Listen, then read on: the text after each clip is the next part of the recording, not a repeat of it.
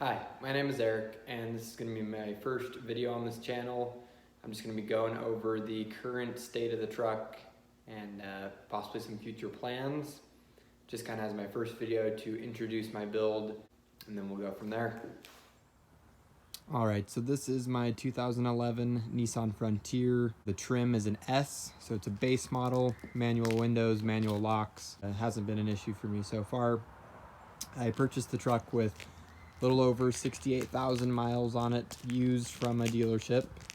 There's only two owners before me, and it was bone stock. The only thing that they had done was install this camper shell, which was paint matched. It's a Vista camper shell, and they are no longer in business, but I've been pretty happy with it so far. It's pretty much the same as any other camper shell. So the first thing I'm going to talk about in terms of the build is the wheels and tires. The tires I put on immediately after purchasing the truck, and I put on a 2.5 inch lift kit from RevTech and threw these 285/75/16 Toyo Open Country MTs on. They measure out to exactly 33 inches. Some of the other 285s aren't exactly 33s, but these measure out to exactly 33 inches, so I'm pretty happy about that. The wheels are made by MHT. They're their fuel off-road line. They are a 16/8, I believe a +1 offset. Don't know the back spacing off the top of my head, but they're hub-centric as well, made specifically for the Frontier. Pretty happy with the 16s. Kind of wish I went with 17s in hindsight, just for the tire options. So next I'm going to talk about suspension, starting at the front, moving my way back. So I've got the camber adjustment bolts there, Bilstein 5100s set at the 4th notch, so I don't know exactly how much that lift is. So I took out my RevTech in-strut spacers. I left the little, this is a little piece that came with the RevTech kit. This goes over the top. Then I have the Niztec 2-inch top mount spacers on top. Then I've got the SPC upper control arms, definitely one of the better mods so far in my opinion. Gave me way more adjustability for the alignment, allowed me to go a little taller, as well as having a lot more articulation, especially for this, strut setup. It's not the best, I don't have the best travel, but the SPC arm did give me the most travel for the setup that I have. Other than that, I just trimmed the coil buckets a little bit to stop them from hitting the ball joint sleeve here, which is a common issue with these arms. A lot of people do have to trim that. That's pretty much it for the front. So in the rear, I've just got the matching Bilstein shocks, as well as the Old Man Emu heavy duty leaf packs, which I've been pretty happy with those so far. They did provide quite a bit of lift at the beginning, but as I put more weight on it, they started to break it in, and now the truck is pretty much exactly level. So I'm pretty happy with that. They don't support the weight quite as much as I was hoping, but that's okay. So in terms of suspension, that's pretty much it. Comes out to about 3.5–4 inches of lift. I haven't, done all the exact calculations because it's not just a lift kit that you buy. It's kind of Frankenstein, different parts here, different parts there. And there are some pros and cons with that, so I'll talk about that a little bit. So this setup, suspension-wise, has been pretty good for my uses. I don't go too crazy fast. I don't crawl over any huge rocks or boulders, anything like that. So I've been pretty happy with the suspension travel and the ride on the road, especially. The only problem I did have with the Bilsteins is that the lower bushing on the front actually wore out on both sides. So I've had the Bilsteins on less than 20,000 miles. I've only had the truck for 20,000 miles, and I've already warrantied them out once. So I'll definitely be going with something like Radflow next, either when I Titan swap or before that if I end up wanting to go that route. So that's the only thing I would say about that. I was probably beating them up a little bit more than they're supposed to, because I don't think that those bushings should wear out in less than 20,000 miles.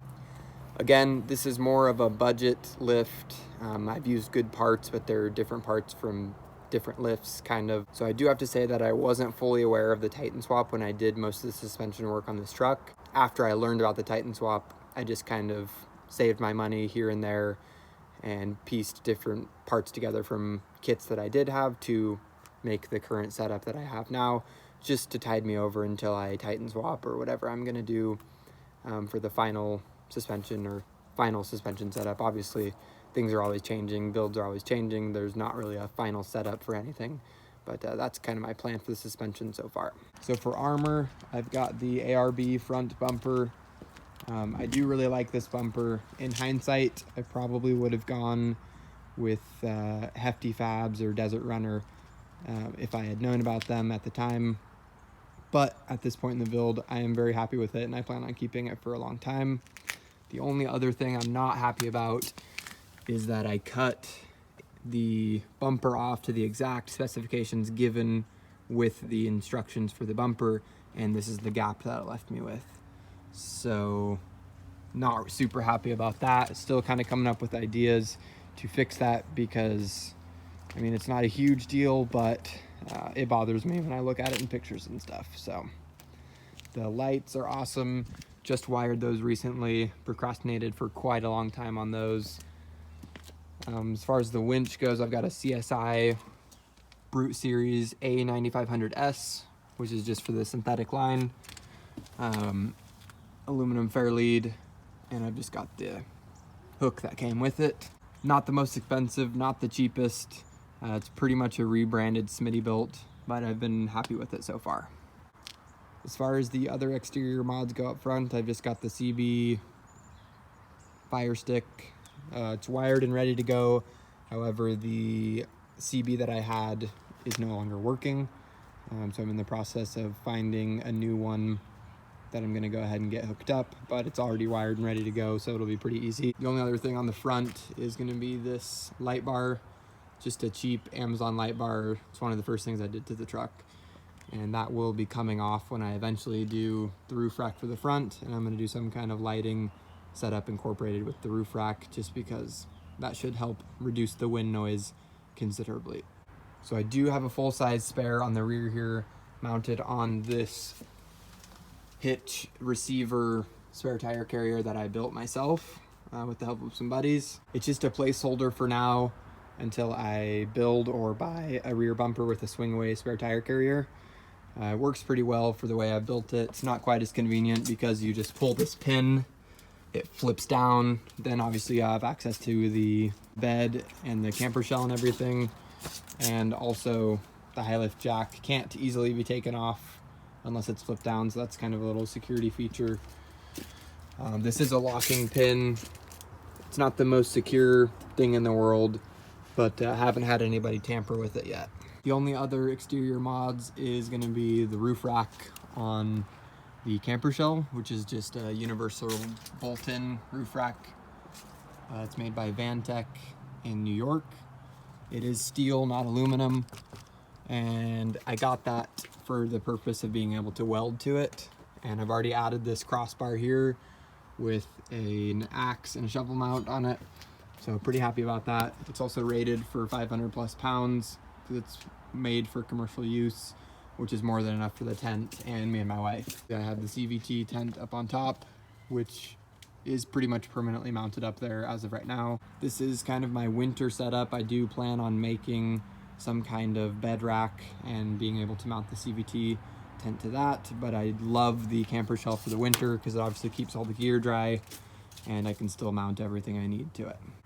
So that's pretty much the whole overview of the truck as it sits right now. No major changes planned as of right now. Still weighing my options in terms of the Titan swap and other suspension options, but I'm pretty happy with the truck as it sits for the foreseeable future.